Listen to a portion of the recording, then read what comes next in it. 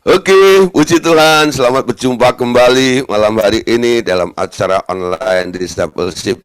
Puji Tuhan, Bapak Saudara, malam hari ini kita masih bisa berkumpul kembali bersama-sama untuk melanjutkan pengajaran kita. Kita masih membahas tentang tema yaitu pilihan Allah, itu temanya ya, tentang pilihan Allah.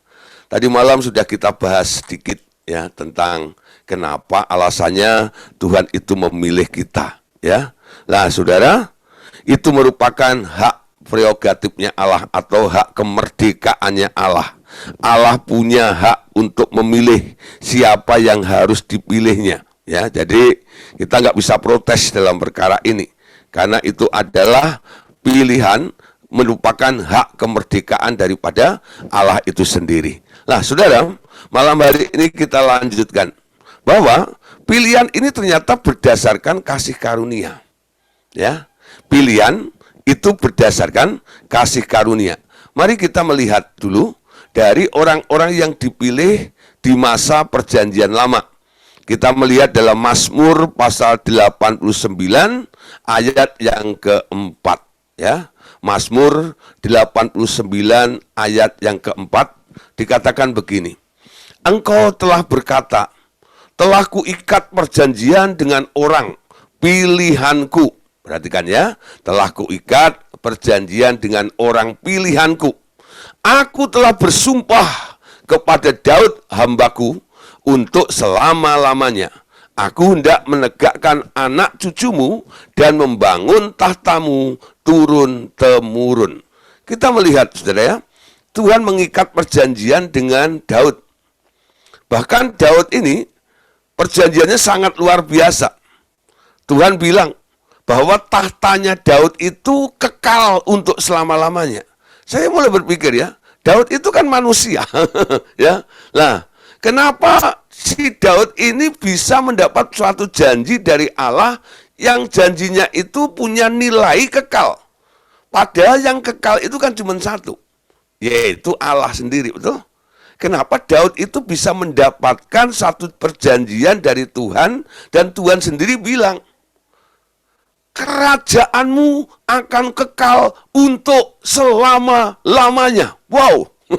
Ya, kerajaan, siapa yang punya kerajaan sampai bisa bertahan dalam kurun waktu yang lama, bahkan dibilang kekal itu.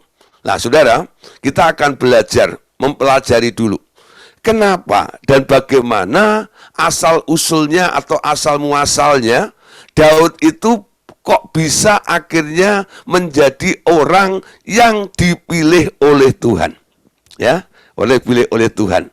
Nah, saudara, awalnya bangsa Israel itu nggak punya tokoh idola gitu, nggak punya. Ya, hanya Musa. Ya, Musa itu hanya untuk mengemong saja. Nggak ada tokoh yang menjadi satu raja gitu ya, tidak ada gitu. Tapi karena bangsa Israel ini minta seorang raja, makanya Allah memberikan raja yaitu Saul atas pilihan manusia itu sendiri, ya. Dan itu melukai hatinya Allah.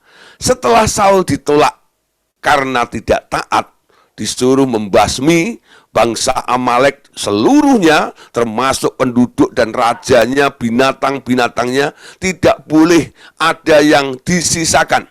Pokoknya semua yang bergerak yang ada di Amalek itu harus dihentikan semuanya, harus dimatikan semuanya, dimusnahkan semuanya. Ternyata Saul itu tidak taat, lalu ditolak oleh Tuhan. Nah, sekarang Tuhan mencari penggantinya Saul. Itu asal-muasalnya ya. Karena bangsa Israel sudah menentukan dirinya untuk memiliki raja, Allah sekarang mencari pengganti raja bagi bangsa Israel karena Saul telah ditolak oleh Allah. Itu asal-muasalnya. Lalu dicari dari antara seluruh bangsa Israel ini, siapa yang cocok? Siapa yang memenuhi persyaratan dan kriterianya untuk menjadi seorang raja itu. Lalu penyambung lidahnya Allah di muka bumi kala itu adalah Nabi Samuel. Lalu Allah berkata kepada Samuel, Samuel, pergi ke rumah ya seseorang yang namanya Isai. Ya, yang namanya Isai. Urapilah salah satu daripada anaknya Isai itu yang akan nantinya dinobatkan menjadi seorang raja menggantikan Saul itu. Karena aku telah menolak Saul. Sekarang cari penggantinya. Aku memilih dari keluarga Isai itu. Dari keluarga Isai ini tidak semua anaknya. Hanya satu yang aku pilih. Lalu Samuel berangkat ke rumahnya Isai itu, ya. Lalu ketok-ketok rumahnya, permisi, ya. Sepada, ya, kulan luwun, ya, dibuka krek, ya, bentuknya. Om Samuel datang, Om Samuel datang, gitu, ya. Ada apa Om? Salam, apa kabar? Ya, baik-baik, sehat-sehat. Nah, kalau ketemu Bu siapa namanya? Bu Cepu itu selalu sehat-sehat, nah, gitu ya. Nah, sudah. Halo Om, apa kabar? Nah, ada apa? Ada gerangan ke sini. Aku disuruh Tuhan untuk memilih dari salah satu anak Anda yang akan dinobatkan menjadi raja. Karena Tuhan memilih dari keluarga kamu itu. Ayo sekarang kumpulin semuanya. Kumpulin semua anak-anakmu itu. Lalu Isai mengumpulkan anak-anaknya. Ya. Ketika itu Samuel melihat ada dari anak-anaknya ini, ya, termasuk Eliab itu, ya, itu karena sudah menjadi pasukannya Saul, dia badannya luar biasa, fisiknya itu memenuhi, ya hampir mirip dengan Saul lah gitu, tingginya dan sebagainya. Samuel mulai terkecoh, ya, dia mau mengurapi si Eliab ini, tapi Tuhan mencegah, bukan itu. Tuhan bilang, kamu melihat parasnya, tapi aku melihat hati. Lalu dicoba dipilih satu-satu, tapi Tuhan tetap bilang, bukan. Loh, semuanya sudah. Lalu akhirnya Samuel ini tanya kepada yang punya anak, yaitu Isai. Ya, emangnya anakmu cuman ini tok? Ketika ditanya seperti itu, si Isai itu tepuk jidat. Oh iya, gitu loh. Ada yang pupuk bawang, si bungsu itu loh. Si bungsu itu dia lagi ada di padang mengembalakan kambing domba. Ya. Nah, kan tadi aku sudah bilang kumpulin semua anakmu, kenapa engkau sisain satu? Nah, saudara, sekarang kita lihat, ya. Ketika Allah mau memilih seseorang, kadang-kadang saudara, ya, kita lihat ini, ya, kalau ya, ada yang ikut campur-campur, ya, campur tangan, apa yang dikehendaki oleh Allah kadang-kadang meleset, ya. Allah kan memilih Daud. Daudnya nggak dihadirkan di situ oleh orang tuanya. Oleh orang tuanya. Tapi pilihan Allah tetap, walaupun di skenario, walaupun dikondisikan seperti apa saja, tentang pilihan ini adalah kedaulatan Allah. Ya. Allah bilang, ya, kepada Samuel, suruh panggil itu si anak itu. Ketika Daud datang, Roh Kudus mulai bergerak, Roh Allah mulai bergerak di dalam diri Samuel, urapi dia. Itulah yang aku pilih untuk menjadi raja, ya. Nah, saudara, apa yang tidak menjadi perhitungan, apa yang tidak dihitungkan oleh manusia, tapi itu yang diperhitungkan oleh Allah. Apa yang tidak dipandang oleh manusia, justru itu yang dipandang oleh Allah. Kenapa? Karena Allah memilih. Inilah yang disebut grace. Inilah yang disebut kasih karunia. Amin. Nah, inilah kasih karunia. Jadi pilihan Daud itu karena kasih karunia Allah. Dia sudah tidak diikutkan dalam acara kompetisi itu. Tapi Allah sendiri yang minta untuk menjemput Daud untuk dihadirkan di tempat itu. Amin. Nah, Bapak Ibu Saudara, coba renungkan di dalam kehidupan kita pribadi. Ketika Tuhan memilih Anda, sehingga Anda boleh duduk mendengarkan kebenaran Tuhan seperti malam hari ini. Anda ada sebagaimana ada malam hari ini. Anda ada di dalam perhimpunan anak-anak Allah. Anda bisa percaya kepada Tuhan karena Dia yang memilih Anda. Kenapa Tuhan memilih Anda? Coba mulai, ya, mulai merenungkan. Kenapa aku bisa percaya kepada Tuhan itu? Ayo. Nanti semua akan punya cerita masing-masing, bukan? Ya, pasti punya cerita masing-masing. Nah, nggak mesti, saudara. Ya, belum tentu.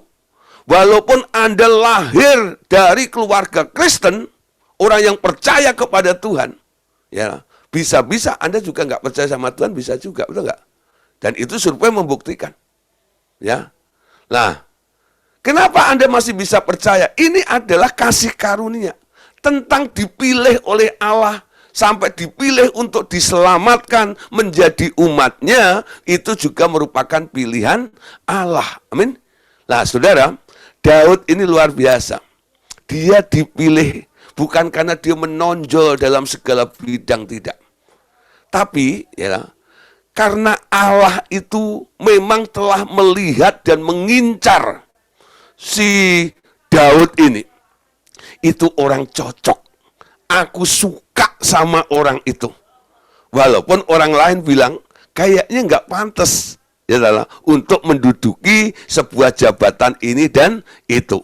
Lah, saudara, tapi kalau Allah sudah mengangkat, siapa yang bisa menurunkannya? Amin.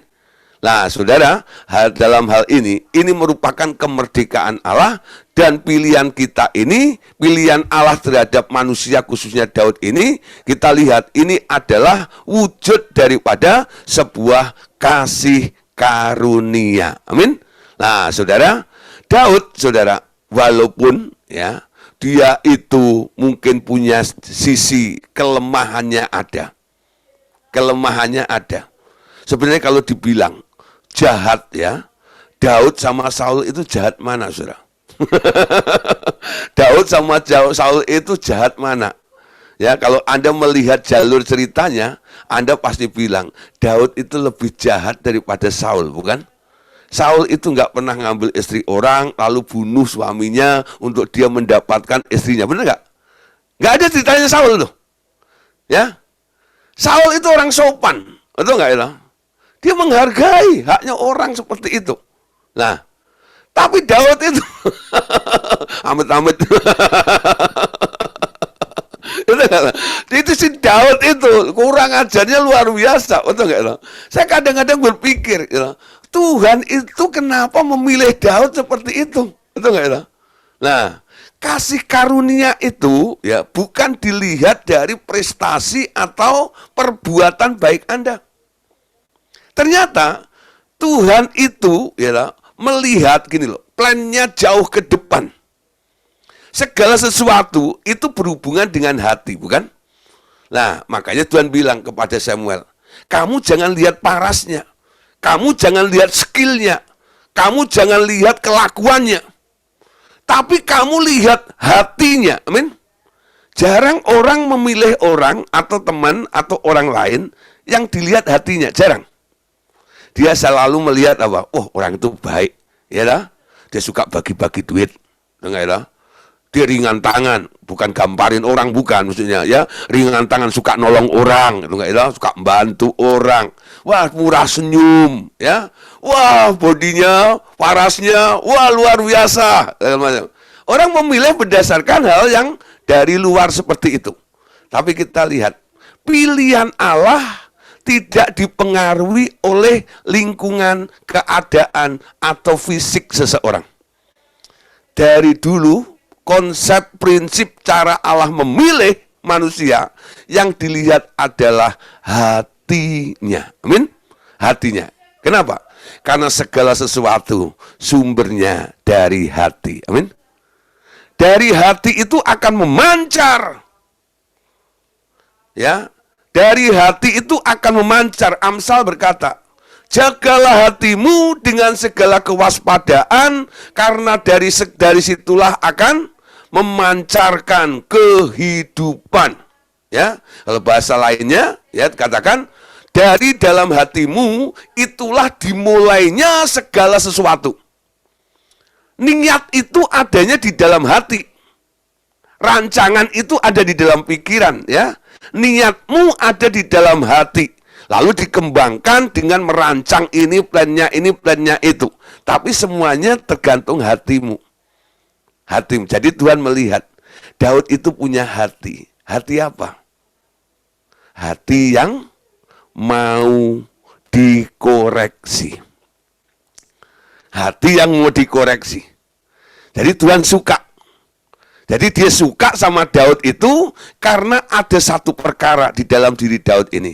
Ini orang mau dikoreksi, mau diperbaiki, mau diatur, ya, alias nurut, alias taat, hati yang taat, ya.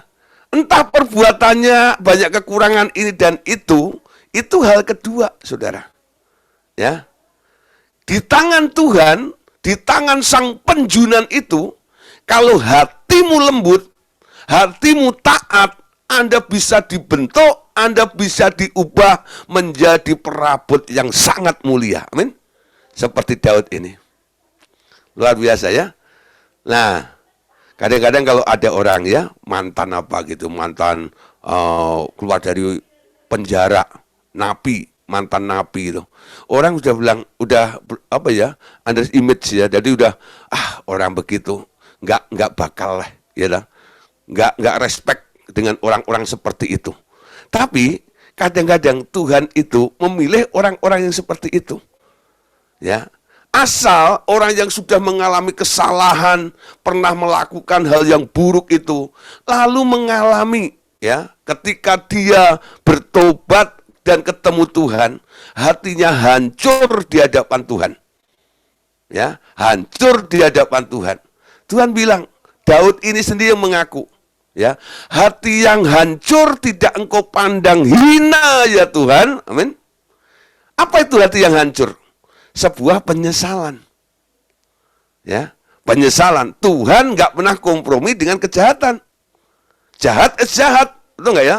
Tapi ketika Anda telah berbuat jahat, lalu Anda berbalik kepada Tuhan, Anda menyesal, minta ampun kepada Tuhan, dan Anda mau dibenahi oleh Tuhan, Tuhan akan pilih.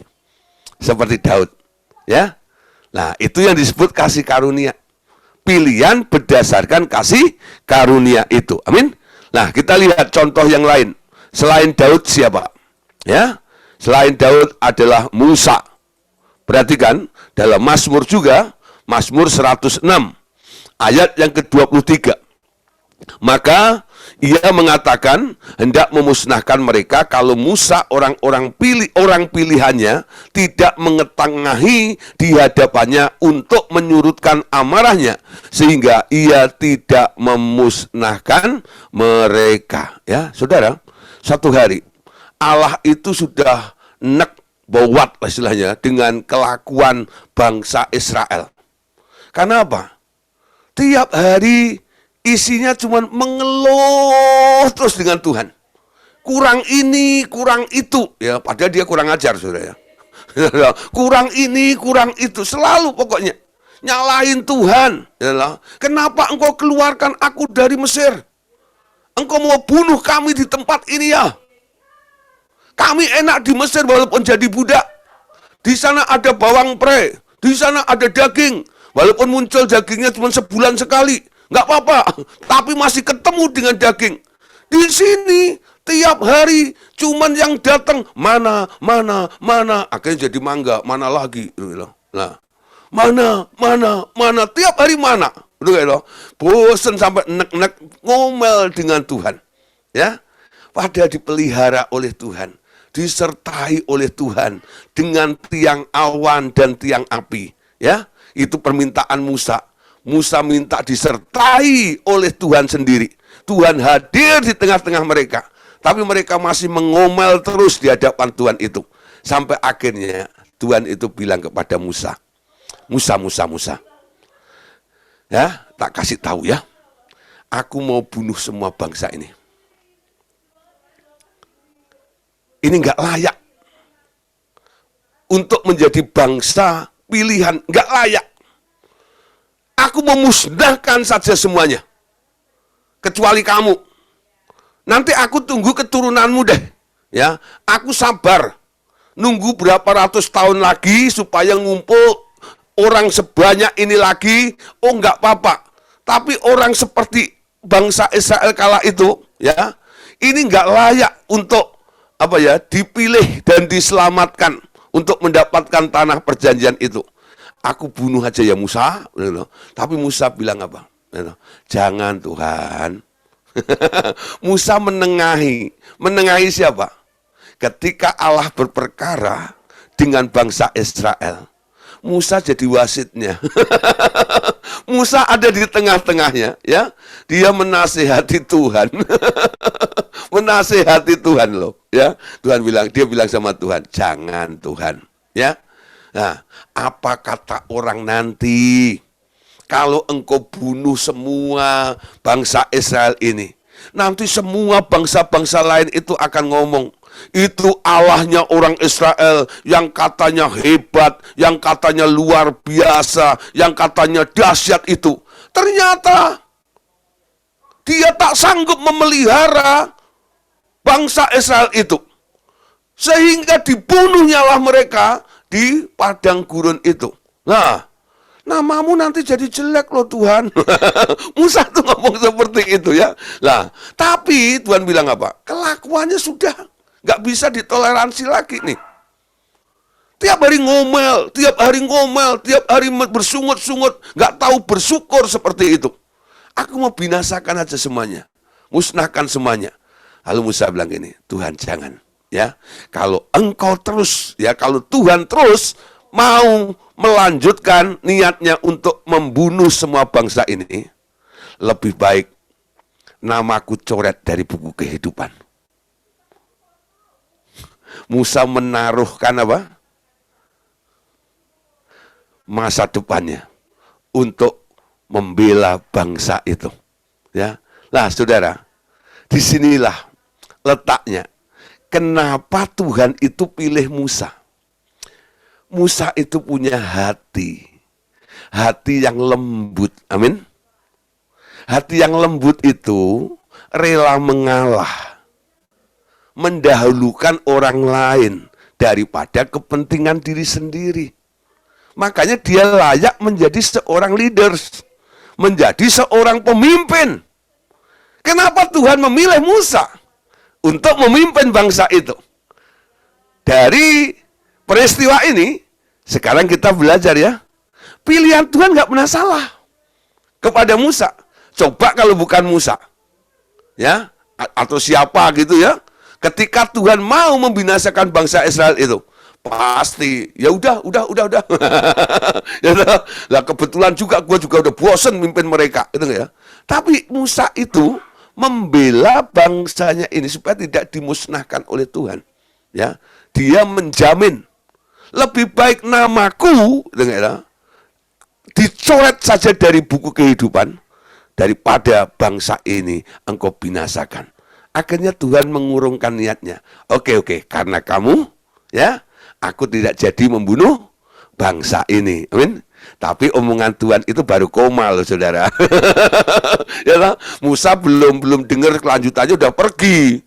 Tuhan itu bilang, ya, aku tidak akan membunuh bangsa ini, sekarang, ya, tapi nanti. Ya, itu bangsa itu kan nggak ada yang hidup kecuali Yosua sama Kaleb, bukan? Ya, lainnya mati semua di padang gurun loh. Ya, diputar sama Tuhan sampai mati sendiri generasi itu. Hanya Yosua dan Kaleb yang masuk tersisa karena dia taat kepada Tuhan. Amin. Nah, Musa punya hati seorang pemimpin. Dia dipilih oleh Allah untuk menjadi seorang pemimpin, memimpin bangsa yang besar itu. Nah, saudara, makanya kalau Anda perhatikan, dari awal Tuhan itu memprotek Musa. Ingat, kenapa namanya Musa? Musa itu artinya diangkat dari air. Amin. Kalau dibaptis diceburkan air, itu ya. Nah, kalau Musa itu artinya diselamatkan atau diangkat dari air. Kenapa diangkat dari air? Karena awalnya Anda lihat bangsa Ibrani itu, ya, itu diancam mau dimusnahkan. Setiap anak laki-laki yang lahir, bayi laki-laki yang lahir, Firaun berkata, bunuh saja. Supaya populasinya orang Ibrani itu tidak bertambah biak. Ya, kalau yang perempuan biarin saja. Nanti kita jadikan budak kita. Ya. Nah, tapi Musa oleh campur tangan Tuhan, ya, diskenario oleh Tuhan. Ya, dihanyutkan di Sungai Nil itu, lalu ditemu oleh siapa? Oleh anaknya Firaun dulu ya, putri Firaun itu. Lalu diambil. Ya, selamat ada di situ. Diselamatkan oleh Allah. Nah, saudara, ketika Musa ini diselamatkan, Tuhan pasti punya tujuan ya, menyelamatkan seseorang ini. Tuhan proteks, dan seketika dia sudah 40 tahun ada dalam pengasuhan Firaun, putri Firaun itu, Allah masih terus bekerja. Dia bikin gara-gara, ya. Dia melihat ada orang Mesir, dia tonjok orang Ibrani. Nah, nalurinya membela bangsanya. Ya, dia lihat kiri kanan nggak ada orang, itu orang Mesir ditonjok sama Musa, mati, dikubur di situ. Ya, lalu udah pergi, orang Ibrani suruh pergi. Besoknya, ya, dia lihat ada orang Ibrani berantem dengan orang Ibrani. Lalu Musa datang bilang, kenapa? Kamu satu suku, satu bangsa, kenapa kamu berantem seperti itu? Orang itu bilang begini, siapa yang mengangkat engkau jadi hakim atas kami?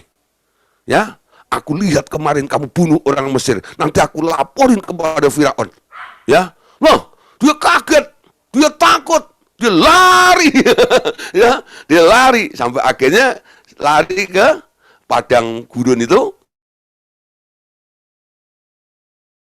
Jadi mantunya Yitro. Lah, saudara, dia di situ diproses Tuhan.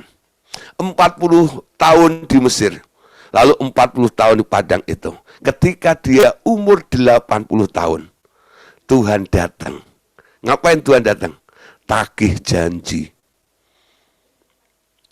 Tuhan nunggu. Aku selamatin kamu. Aku sudah pilih kamu. Aku sudah incer kamu, Musa. Ya, makanya kamu tidak terbunuh. Aku selamatkan. Umur 80 tahun, dia melihat ada semak yang menyala tapi tidak terbakar. Dia mendekati. Lalu ada suara, Musa, Musa, tanggalkan kasutmu. Karena tempat yang kau injak itu kudus. Musa kaget. Ya, disitulah akhirnya dia berjumpa dengan Tuhan. Lalu Tuhan bilang, Musa, ya, aku mengutus kamu untuk memimpin bangsa ini keluar dari perbudakan Mesir ke tanah yang aku janjikan, yaitu Kanaan, tanah perjanjian itu. Ya, nah, ya, ditunggu. Perjalanan prosesnya agak panjang ya, 80 tahun. Tapi janji Tuhan itu, rencana Tuhan itu tak pernah berubah. Tak pernah berubah, saudara. Kenapa? Memang Musa itu dipilih oleh Tuhan. Kenapa Musa dipilih Tuhan? Tuhan itu melihat dari antara semua bangsa Israel itu, yang punya hati yang lembut hanya Musa. Amin. Hatinya Musa itu loh, yang diincar oleh Allah. Ini kasih karunia juga, saudara. Ya, nah berikutnya, saudara. Kalau tadi Daud dan Musa telah dipilih oleh Allah, bagaimana dengan kita? Paulus berkata di dalam Roma 11 ayat 5 sampai ayat yang ke-8. Perhatikan ya. Matius dulu ya. Matius 24 ya. Sebab Mesias palsu dan nabi-nabi palsu akan muncul, dan mereka akan mengadakan tanda-tanda yang dahsyat dan mujizat-mujizat, sehingga sekiranya mungkin mereka menyesatkan juga orang-orang pilihan juga ya. Siapa orang pilihan itu? Perhatikan. Roma 15 ayat 5 sampai ayat yang ke-8. Demikian juga pada waktu ini ada tinggal suatu sisa menurut pilihan kasih karunia. Tetapi jika hal itu terjadi karena kasih karunia, maka bukan lagi karena perbuatan. Sebab jika tidak demikian, maka kasih karunia itu bukan lagi kasih karunia. Jadi bagaimana? Israel tidak memperoleh apa yang dikejarnya, tetapi orang-orang yang terpilih telah memperolehnya, dan orang-orang yang lain telah tegar hatinya. Seperti ada tertulis, Allah membuat mereka tidur nyenyak, memberikan mata untuk tidak melihat dan telinga untuk tidak mendengar sampai kepada hari sekarang ini. Ya, nah saudara, kabar tentang keselamatan itu sebenarnya diberitakan oleh Allah secara universal, secara umum, ya, bahwa Yesus itu bukan hanya Allahnya orang Kristen. Yesus itu adalah Allahnya semua ciptaan. Yesus itu adalah Tuhan atas segala ciptaan. Ya. Jadi keselamatan ini sebenarnya adalah sebuah kesempatan bagi segala makhluk. Gak heran, dalam Injil Markus dikatakan, pergilah, beritakanlah Injil kepada segala makhluk. Amin. Nah, jangan egois. Banyak orang hanya bilang, Yesus itu Tuhannya siapa? Tuhannya orang Kristen. Enggak. Yesus itu Tuhannya segala bangsa. Segala ciptaan. Tuhan atas segala ciptaan. Ya. Nah, Yesus, Allah Bapa itu mengangkat Yesus menjadi Tuhan. Dia akan katakan gini, ya, karena engkau taat maka aku akan beri nama di atas segala nama. Setiap lutut bertelut, setiap lidah mengaku Yesus Kristus adalah Tuhan. Amin.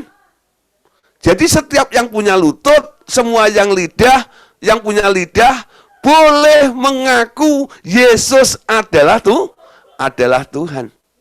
Tapi saudara, walaupun kesempatan untuk diselamatkan itu untuk semua orang, nggak semua orang menerima keselamatan itu. Ya, Martin Luther mengatakan bahwa keselamatan itu diperoleh karena anugerah, sola fide, sola gratia. Amin. Ini karena kasih karunia Allah. Nah, kasih karunia Allah, sehingga ada orang bisa mengarang lagu, ya, sangat besar anugerahmu memberi aku selamat, ya. Nah, memberi aku selamat. Dulu aku buta dan tersesatlah, ya. Nah, dulu kita nggak mengerti. Kita orang-orang yang menjadi orang yang kandidatnya nanti akan terjun, meluncur ke neraka. Tapi karena kasihnya Tuhan, kasih karunia Allah, kita boleh diselamatkan seperti ini. Nah saudara, kita perhatikan, kalau Anda bisa melihat karya Tuhan di dalam hidup Anda, itu anugerah. Tuhan itu baik. Kebaikan Tuhan bisa Anda rasakan, kebaikan Tuhan bisa Anda respon dalam kehidupan Anda, itu anugerah. Ada orang terlalu sombong kadang-kadang, ya. Dia terus berupaya dengan kekuatannya sendiri untuk mengatasi hidup ini. Tapi berbahagialah orang yang selalu berkata, aku berserah, harap Yesus Juru selamat, aku berserah. Amin. Berserah kepada Yesus. Bukan lemah, bukan. Ya. Tapi ini smart. Ya. Anda menjadi orang yang smart. Ya. Kenapa? Anda tahu bahwa keselamatan itu hasil daripada sebuah anugerah. Bukan karena kebaikanmu, bukan karena usahamu, bukan karena kecakapanmu. Ya, masuk dalam anugerahnya Tuhan. Nah, Tuhan pilih Anda untuk boleh diselamatkan. Ini merupakan anugerah Tuhan. Amin. Dari beberapa miliar orang ini, kenapa Anda yang dipilih? Yang diselamatkan oleh Tuhan. Ya. Nah, oleh sebab itu, hargai pilihan Tuhan itu. Saudara, walaupun Allah itu ada sejak dahulu, tapi manusia itu tak pernah memilih Allah. Akhirnya Allah sendiri yang beretikat untuk memilih manusia. Amin. Yohanes 15 ayat 16, Tuhan Yesus mengingatkan atau memberitahu kepada kita malam hari ini. Coba perhatikan di sini. Yohanes 15 ayat 16. Bukan kamu yang memilih aku, tetapi akulah yang memilih kamu. Nah, saudara, bukan kamu yang memilih aku, tetapi akulah yang memilih kamu. Ya, sampai di sini dulu. Perhatikan. Kalau Tuhan Yesus sampai bilang begini, bukan kamu yang memilih aku, tapi akulah yang memilih kamu. Lalu saya mulai berpikir begini. Saya mulai bayangkan ya. Tuhan sama Anda itu lebih berharga mana? Lalu, Tuhan sama Anda itu lebih berharga mana? Tuhan sama Anda itu lebih hebat mana?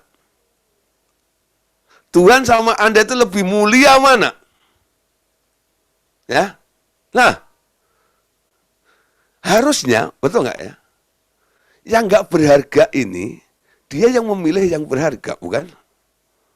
Karena dia terpesona, karena dia kagum, aku kok nggak kayak dia ya, aku pengen kayak dia ya, betul gak?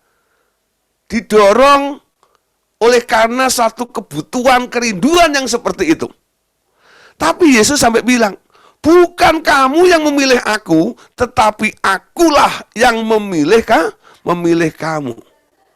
Nah, manusia itu pada dasarnya punya sifat seperti itu. Nggak mau tahu tentang Tuhan.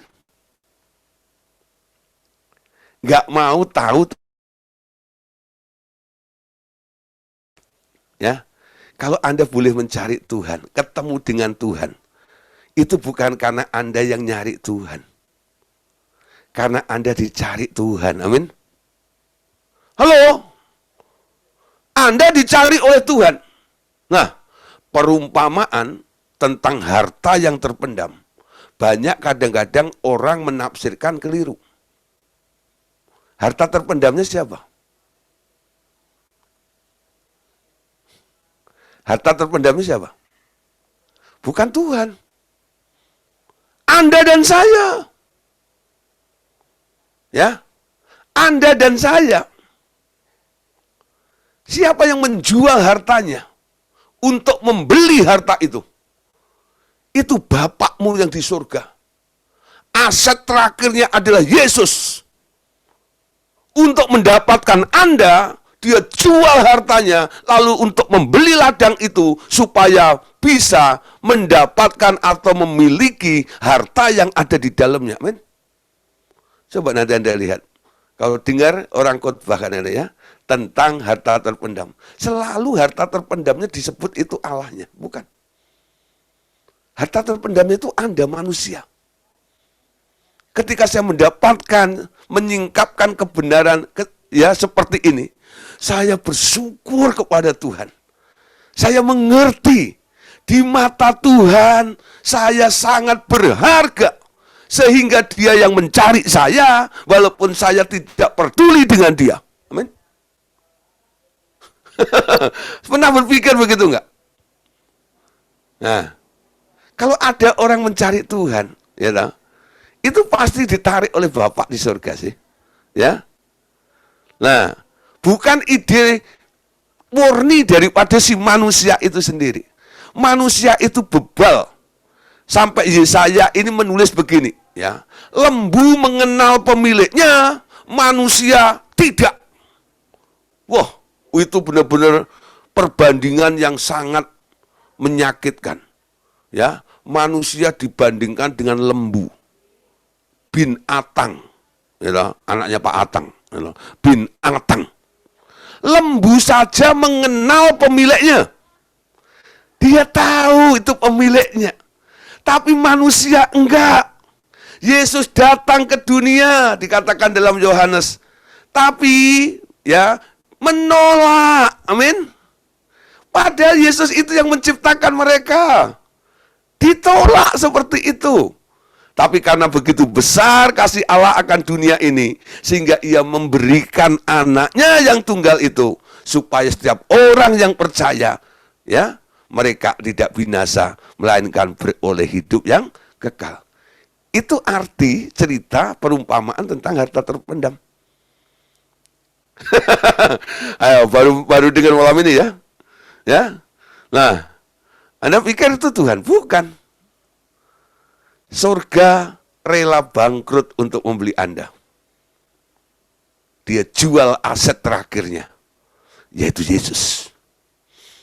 Ya, dia balik, dia jual hartanya, dia beli ladang itu untuk mendapatkan harta yang ada di ladang itu.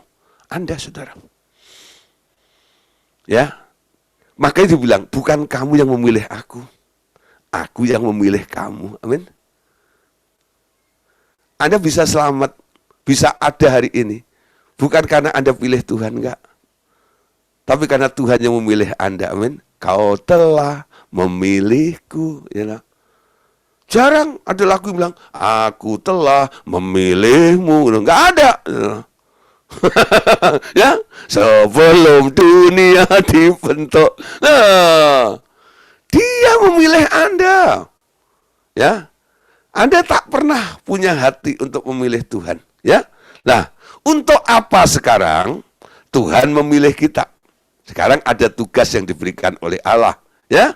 Tuhan Yesus bilang, dan aku telah menetapkan kamu supaya kamu pergi dan menghasilkan buah, dan buahmu itu tetap, supaya apa yang kamu minta kepada Bapa dalam namaku diberikannya kepadamu.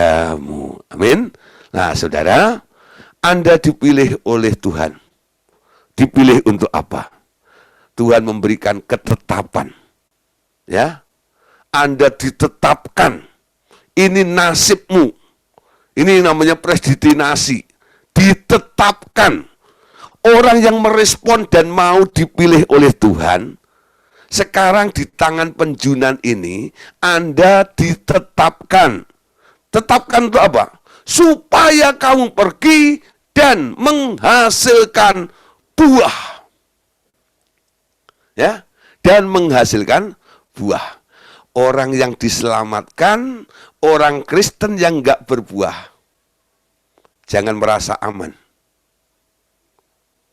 Ya, jangan merasa aman.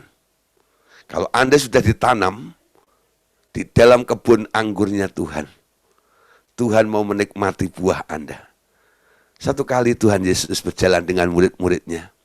Dia lihat ada pohon ara yang rimbun daunnya. Dan saat itu Yesus lapar. Dia cari buah di antara pohon yang tumbuh rindang seperti itu. Tapi tidak didapati buah sedikit pun. Lalu Yesus geleng-geleng. Buat apa pohon tumbuh tapi tak ada buahnya? Yesus greget. Ya, sama orang yang tidak menghasilkan buah. Jangan pikir Anda sudah aman, ya, dilindungin di bawah ketiak Pak Gembala. Jadi jemaat yang baik-baik, kalau macam gitu. Dan tak pernah disarankan untuk berbuah. Yang penting setia. Duduklah manis di gereja. Ya, dengerin Bapak khotbah, ya. Nah, yang penting setia. Setia bayar persepuluhan, ya. Setia ini, setia itu, doa pagi, setia segala macam. Nggak usah berbuah. Biar yang berbuah Pak Pendeta saja. Nah, jemaat harus berbuah juga. Anda diselamatkan, Dia memilih Anda, dan Anda ditetapkan. Aku menetapkan kamu, supaya kamu pergi dan menghasilkan buah. Saya sering bilang dengan para murid-murid, ya, yang ikut belajar dalam kelompok saya. Saya bilang, Bapak Ibu Saudara, saya suka Bapak Ibu Saudara setia, belajar, mendengarkan pengajaran demi pengajaran yang saya sampaikan, ya.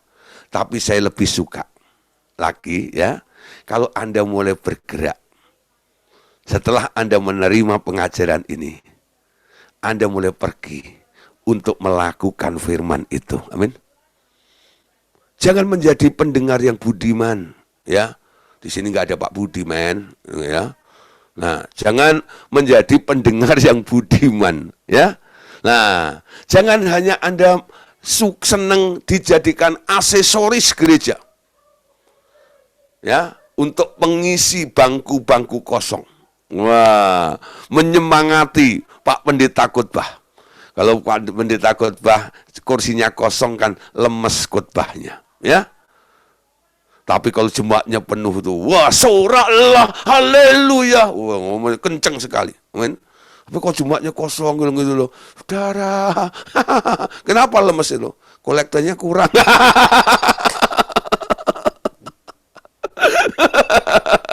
Tapi kalau jemaatnya banyak gitu, haleluya, dia bangkit, haleluya, dia hidup. Ini nanti 5 kantong diedarkan penuh semuanya. Cuan. Jangan hanya mau dijadikan aksesoris gereja. Betul enggak itu?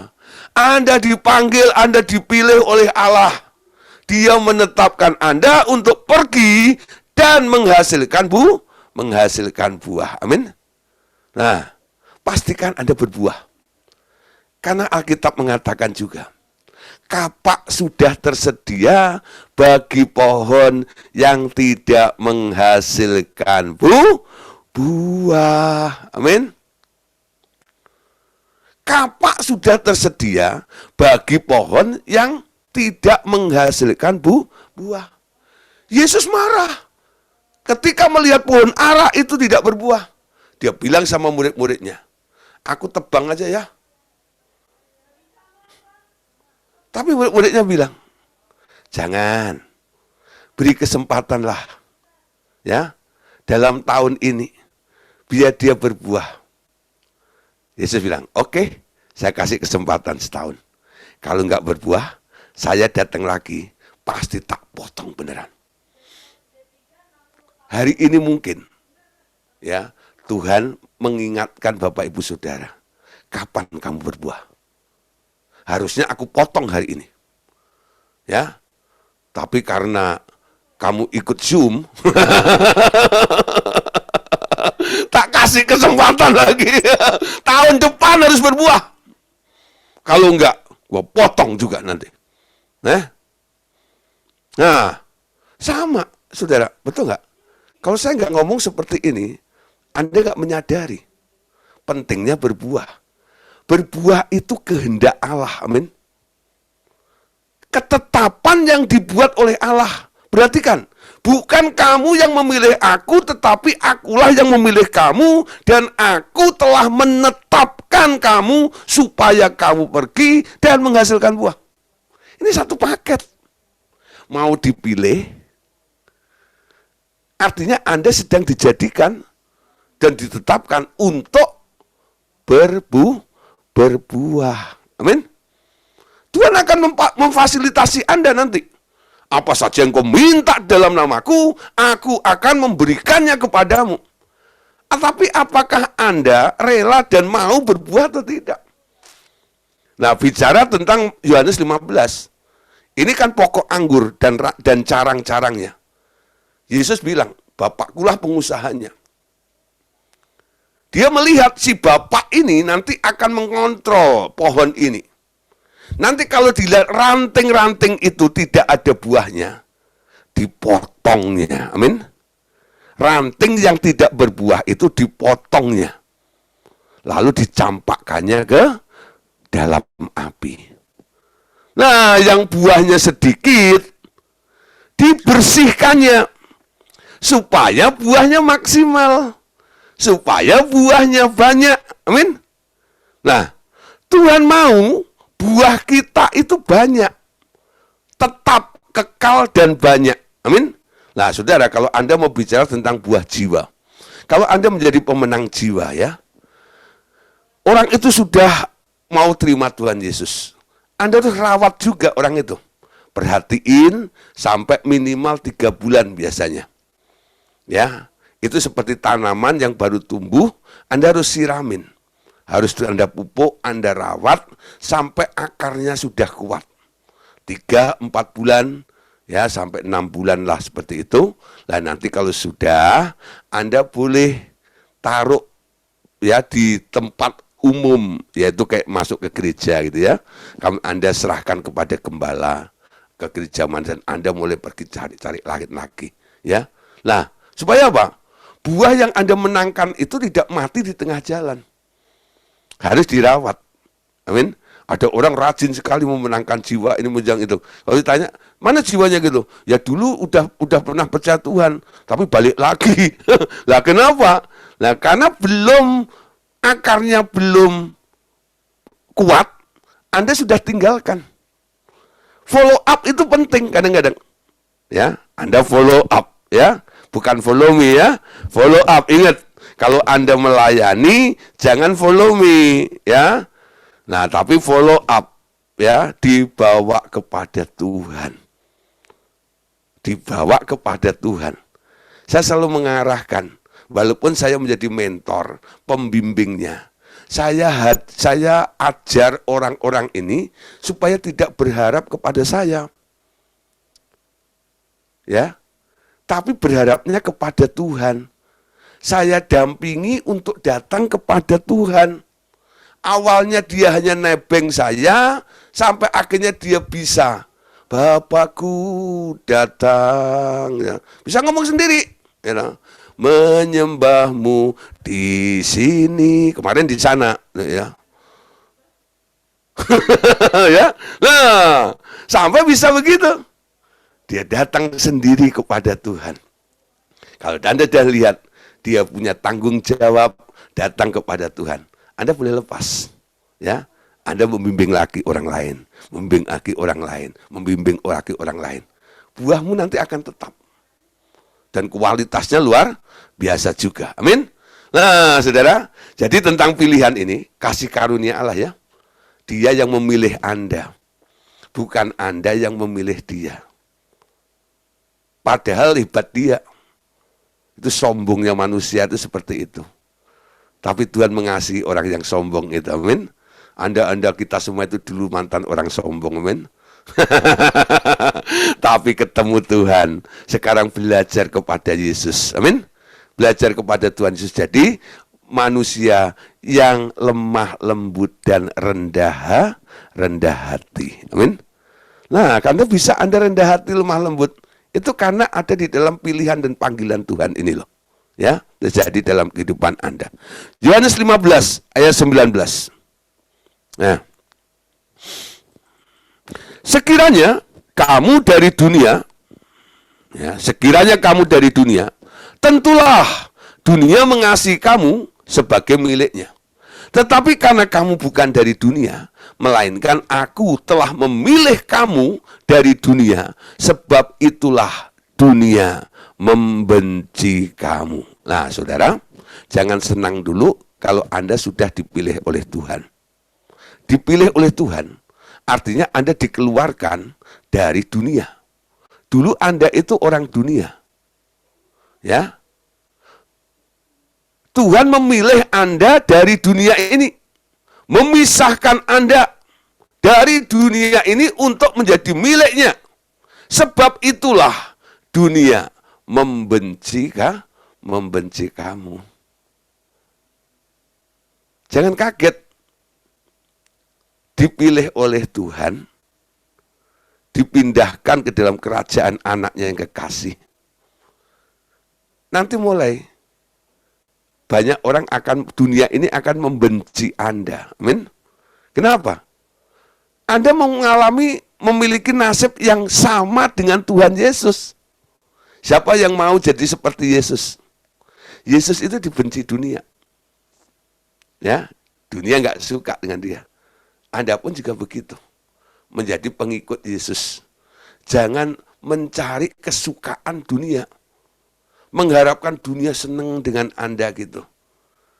Enggak, saudara. Dari dulu sudah dinyatakan oleh firman ini. Bahwa Anda akan dibenci oleh dunia. Tuhan bilang, aku akan menaruh engkau seperti domba di tengah-tengah serigala. Engkau ada di dalam ancaman terus setiap hari. Karena menerima pilihan daripada Tuhan itu. Masih mau lanjut? Atau Anda mulai batal saja. Tuhan, ya, saya nggak jadi. Ya, nggak jadi, nggak usah engkau pilih. Saya nggak mau engkau pilih. Karena konsekuensinya kalau dipilih, Tuhan dibenci dunia. Dibenci oleh dunia. Nah, saudara, Anda tetap mau dipilih Allah atau enggak sekarang? Tapi dengan kondisi Anda akan dibenci oleh dunia. Masih lanjut atau tidak? Nah, coba nih mulai ya. Mulai berpikir panjang dulu.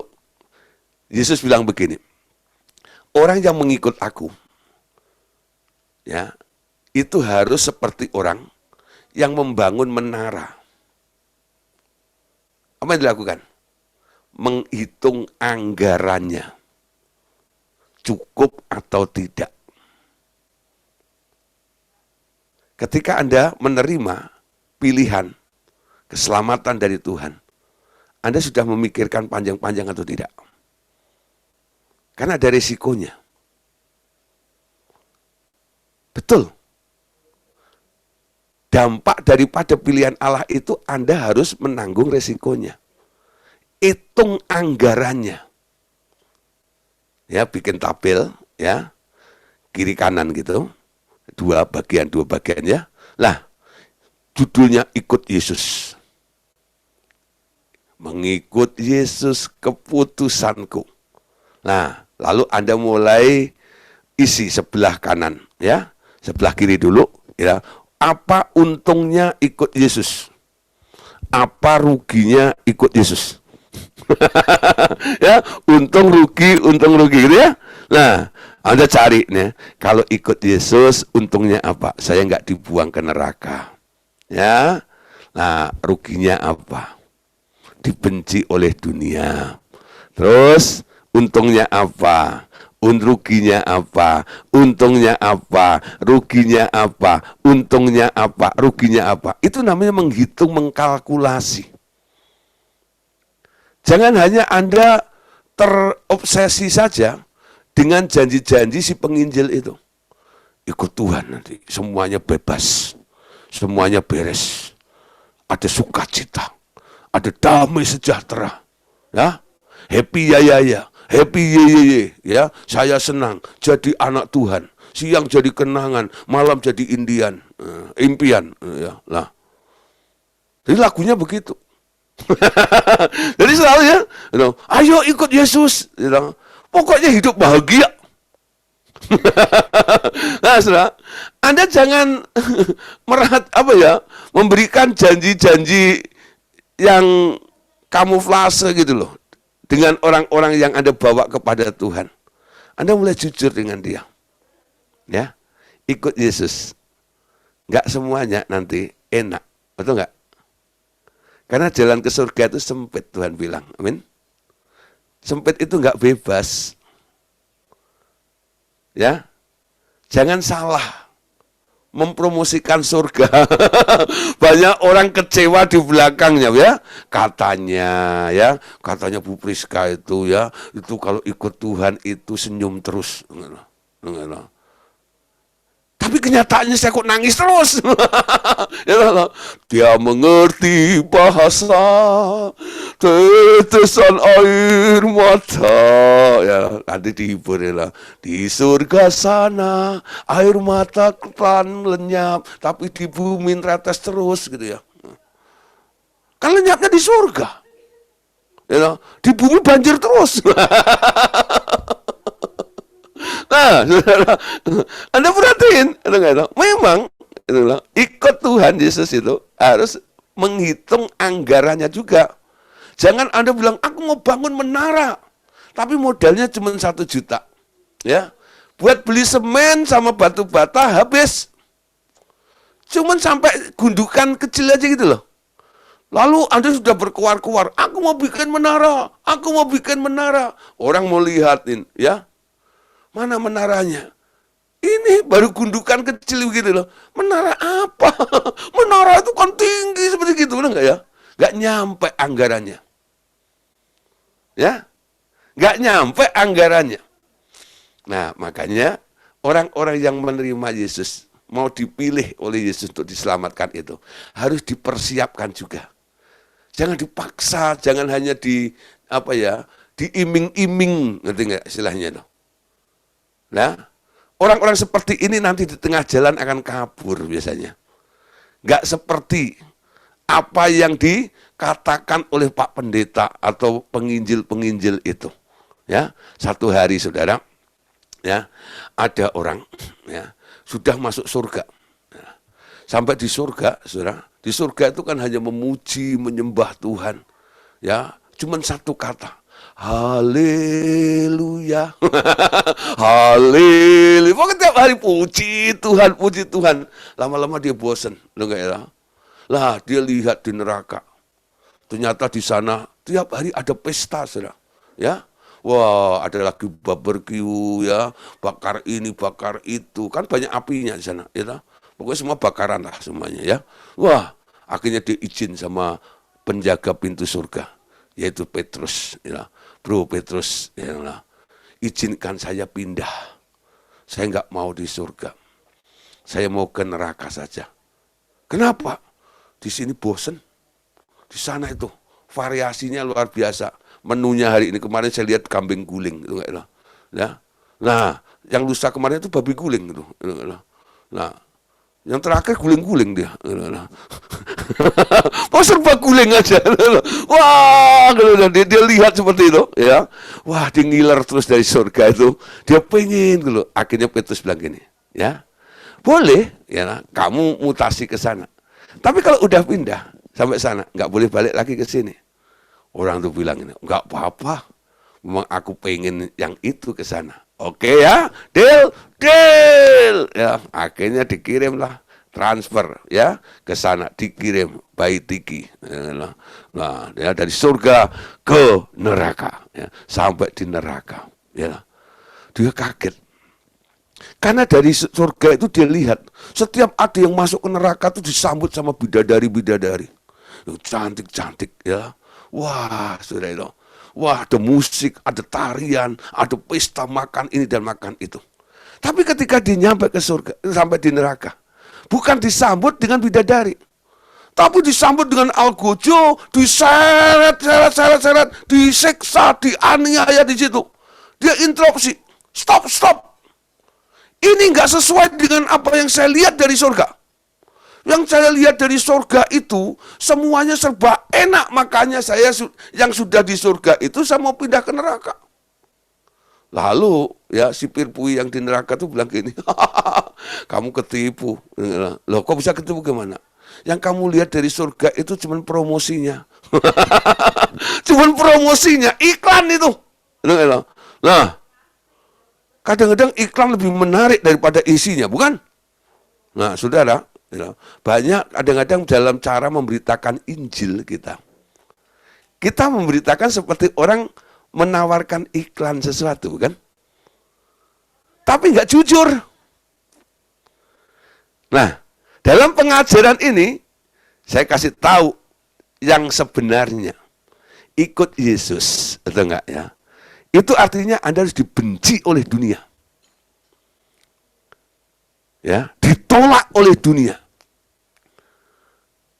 Tidak diterima oleh dunia ini. Tapi Anda harus mengasihi dunia. Seperti Bapak mengasihi dunia ini. Amin. Wah, nggak segampang itu. Tapi itulah konsekuensi ketika kita merespon ketika Dia memilih kita semuanya. Amin. 2 Tesalonika 2 ayat 13. Akan tetapi, kami harus selalu mengucap syukur kepada Allah karena kamu, saudara-saudara yang dikasihi Tuhan, sebab Allah dari mulanya telah memilih kamu untuk diselamatkan dalam roh yang menguduskan kamu dan dalam kebenaran yang kamu percayai. Tapi saudara, ya, berita baiknya adalah Dia memilih memang untuk menyelamatkan Anda. Ada jaminan. Makanya Roh Kudus dikirim, ya, untuk apa? supaya Anda boleh menggenapi apa yang dijanjikan, yang diwariskan oleh Allah itu kepada kita. Ketika orang lahir baru, kita meteraikan dia dengan Roh Kudus, amin. Sebagai jaminan meterai keselamatan itu. Asal Anda tidak menghujat Roh Kudus, Anda akan sampai. Ya, tapi kalau orang sudah kecewa, biasanya itu awalnya. Pertama dia mendukakan Roh Kudus, lama-lama dia bisa menghujat Roh Kudus. Kalau sudah menghujat Roh Kudus, tidak ada ampun lagi, alias go to hell. Amin. Nah, saudara, malam hari ini kita bicara tentang bagaimana pilihan yang bersifat kasih karunia itu. Karena kasih karunia, bukan Anda yang memilih Tuhan, ya, tapi Dia yang memilih Anda untuk Anda pergi dan menghasilkan buah itu. Amin. Oke, Bapak Saudara, malam hari ini kita sampai di sini. Besok kita akan lanjutkan. Anda, kita semuanya dipilih oleh Allah sebelum dunia dijadikan. Nah, ini agak ruwet sedikit nih, ya loh. Kok bisa sebelum dunia dijadikan? Berarti kan belum ada manusia. Kok saya sudah dipilih? Nah, nanti saya ceritakan nih, ya, bagaimana mekanismenya. Kok Allah bisa memilih Anda, padahal Andanya belum ada. Ya, jadi kalau Anda memilih sesuatu, ya enggak, Anda harus lihat barangnya, bukan? Allah memilih Anda ketika Anda belum ada di bumi itu. Allah sudah memilih, menetapkan Anda. Kok bisa seperti itu, bagaimana? Penasaran? Besok jangan lewat, ya. Besok hadir kembali untuk belajar bersama-sama. Tuhan Yesus memberkati kita semuanya. Amin.